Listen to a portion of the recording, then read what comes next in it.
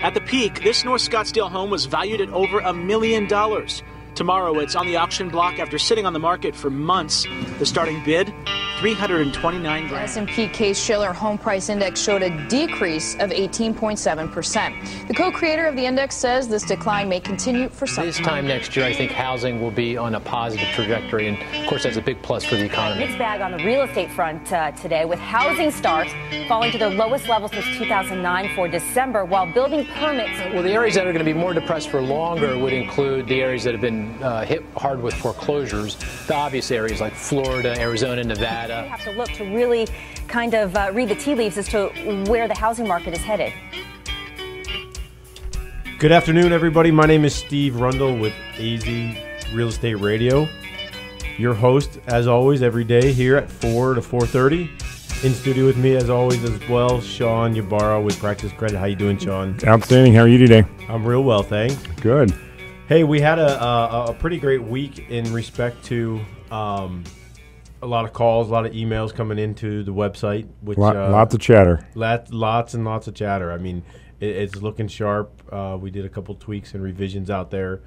I don't know if everyone's checked it out yet, but it's www.azrealestateradio.com. Again, that's www.azrealestateradio.com. And there's a lot of good information. We're adding new stuff to it every day. Free reports, Q&As, just stuff that you can interact and get out there and find out more information, more specifically about topics that we're discussing. Yeah, we're calling that the library, I guess. The library? Yeah, that's what because it has so much stuff on there. I mean, there's stuff from real estate information, how to get pre-approved, how to set up a mortgage, how to do multiple different things on that part, all the way to budgeting tools, credit repair, bankruptcy, foreclosure, how-tos, that kind of thing. So, I mean, there is a plethora of information there to where anybody can get what they're looking for in one bona fide resource. And Sean, tell me, because I know you track more of the website stuff, what are people looking for when they come to our website? What are the most questions that you're seeing right now? The topics this last week really were how do we choose a agent? Sure, that's a great question. I mean, how do you choose a real estate agent? How do you know who to work with? It was how do I choose an agent, or how do I research an agent to find whether or not they can do a short sale successfully. How could I trust these crazy guys on the radio? Exactly. They put up a website, they start talking. And people start going there and watching videos. I mean, it's getting crazy. Exactly. So it's a valid question, too, and we get it all the time at the office. Real estate in particular is one of the biggest purchases most people are going to buy. And I think it's the largest, isn't it? I would have to say, well, it depends on what market you're looking at. I've seen some pretty cheap, $30,000 homes in the Valley recently, and I've seen people pull up in, $60,000, $70,000 cars. So, who knows? Who knows exactly? It normally is. It typically is the largest purchase that anyone ever is going to make, or their biggest investment, so they say. And it's important when making that investment that you're working with the right person, or at least someone who knows what they're doing in all aspects. I mean, it's not just, hey, go find me a house. It's, hey, great, we found a house. Now what? I mean, a lot of people who come into our office, one of their questions is, well, what are you going to do for me? Well, hold on, let me pull out my huge list, because it's not just sending you properties. It's not just trying to find a home and going and showing you this home and driving you all over the place and looking for the right property. But it's also, referring you to great references, helping you with your financing. Not that we do financing, but we've seen in the business enough loans that we can make recommendations if your loan officer hasn't, put forth, the effort to say, hey, look, the only product we have is a 20% down. Well, that may not necessarily be the case. There's other financing options available depending on location, especially here in the Valley. I mean, there's some USDA options out there that are zero down payment. So it's really trying to find somebody that's practicing their trade. Absolutely. I mean, you figure, I know you have a lot of years of experience. I do as well. I know Andrew, who's not with us today, and probably won't be with us here for the week. But you have to have that experience, and if not the experience, because I have a rookie agent that works with us. As long as he's having good mentoring behind him, I mean, everything that he does and puts together, we're reviewing constantly to make sure that all the I's are dotted, all the T's are crossed. Everything that comes through his hands comes to me personally. I look at it, make sure it's okay, and then say, yes. So it's the double check. It really is, and you have to have that. I mean, there's nothing wrong with being a rookie agent. We all were rookies at one point in time. Absolutely. But you have to know, what's the experience of the brokerage in general. Where are these guys coming from? What kind of hands-on resources are they utilizing in order to make the transaction go smooth? If it comes down to this, I was talking to a client this past week, and he has recently went through. He was a want-to-be investor. Right. He had 4 properties. Right. He was doing really well.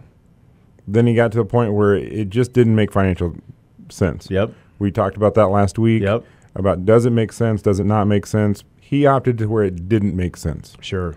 So what we did is that we started looking at that information. He went through the interviewing process. Right. I think we were probably the 4th company that he talked to. And these were all 30 or 40-minute conversations. Right. He was trying to figure out what we knew versus what we didn't know. And he initially talked to one of our rookie agents. Right. Okay, and so the system is already set in place to where it goes to a certain level. It goes through his expertise. Mm-hmm. If it gets past his expertise, rather than him trying to fumble and not close the deal, right, so to speak, it gets passed on to the next guy, right, to a senior guy. Then it gets passed on until it finally gets to whoever can handle that expertise at that point in time. Absolutely. And I think that's important to know that whenever you're looking for an agent, regardless whether it's in real estate, mortgage, credit repair, debt settlement, whatever that may be, that you, number one, look for people that have been through these people. Sure. I think that's the best source, because then you have practical experience with them personally. Absolutely. And one of the things, I mean, what I like about us as a broker is we're a boutique brokerage. We're not on a large scale. We're not a national brokerage. We're not anything like that. We're here locally. We work with local people. We know the Valley in and out because we've been working in the Valley for, the last 12 years.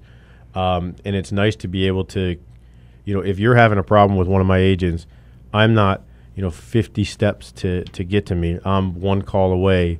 Or if my agents have problems with clients or if, they're having challenges on a deal, they can reach me almost immediately. Hey, look, let's get this figured out so we can move forward through the transaction, or, apply the appropriate steps that need to be in order to back out of the transaction. Because, our biggest part on anything, let it be a buying purchase or a short sale, is minimizing our risk.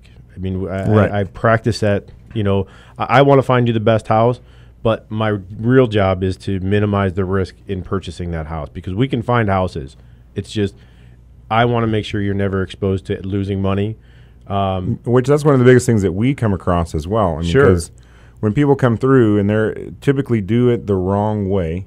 Right. They go find their house first. Then they start worrying about their mortgage. Then their mortgage guy goes, you got credit problems. And so then we're up against the deadline, and it's kind of making sure that we have realistic expectations and keeping the communication lines open to the realtor and the mortgage officer, saying, hey, we don't have a shot at closing your deadline. Right. I'm sorry. I wish we could, but realistically, we either need to get out of this deal or we need to reevaluate the time frame. Absolutely. And I can't tell you, so many people do that. And a lot of people jump that gun. And we like to think of ourselves as educators, because what most people think, because you can these days go on Zillow or Trulia or a lot of these other internet websites, Realtor.com, and check out houses and be like, oh, I want to see that house. And you're like, okay. And the first thing you do is pick up a phone, and who do you call? You don't call your lender. You don't call your credit repair guy. You call the person that's on that page. You call that person on that page and say, hey, look, I want to see your house for sale. And, of course, that person is obliged, because they're probably a listing agent, to try and find a client for their seller, and they're going to show the house and let the folks in, and maybe they love the house, they fall in love with it, but they haven't qualified that buyer. They haven't qualified, if they're able to purchase that particular home from a credit perspective, from a money perspective. Exactly. There's too many moving parts there to really do it that way. Sure. And so, I mean, whereas a perfect client would probably come to you first if they knew they had some credit blemishes, or if not, then go to someone like Andrew, who's a lender first. That would be the ultimate situation, because then the financing portion is out of the way, and we know what we can qualify for. We know what we can purchase. And you now don't fall in love with something that you can't afford. Yeah, that's the worst thing to happen is, people fall in love with that one house that they never can have. Why can't I have this house? Well, you can't qualify for this house. Or because someone else has already bought it. That's another thing in this market. We have particular statuses that don't get updated on a lot of the syndicated sites. So they'll always say and remain active. And so they'll come in and say, hey, I want to see this house. And I'm like, I'm sorry, that house isn't available anymore. It's off the market. There's a contract on it. Well, that's the one I fell in love with. That's the one I want. And that's where it's really important to get in touch with a realtor so that they can make contact with the listing agent, look up the listing, get the full details, get the research out of the way to say, look, I understand you love that house. It's no longer available, or in some cases, I've even seen them closed. That's how old the information is out on the internet. And just to make sure we're looking not only in realistic price ranges, but in realistic areas and homes that are available as opposed to not. Because there's nothing more frustrating for people to continue to look and look and look and look and look and constantly see properties either that aren't available or out of their price range. Absolutely. And so now what causes this data on the MLS not to be updated? Well, a lot of the sites, the MLS is probably the best resource. It's not probably. It is the best resource out there and available. And because it's so monitored and constantly updated, the people that put the information in are the people who have the actual property listed for sale. And the people who make that change are the people who actually have the property listed for sale. So, okay. Which makes sense. That would only make sense that the person who knows the most about the information in the MLS are the people who are actually inputting the data into the MLS. And that's hands-on. That's myself. That's my agents. That's other agents in the Valley, other brokerages. They're all entering that information in essentially real time. If I had a contract come in today, I'm putting it into a status of pending or AWC, and those statuses mean I got a contract, and here's the terms of that contract. I'm waiting on a contingency, maybe it's financing, maybe it's a short sale, okay, maybe it's something else that. So now we got a pretty broad spectrum of all of our listeners here. So let's make sure that we understand what it is that we're talking about, because the savvy investors, they know exactly what the MLS is. Yep.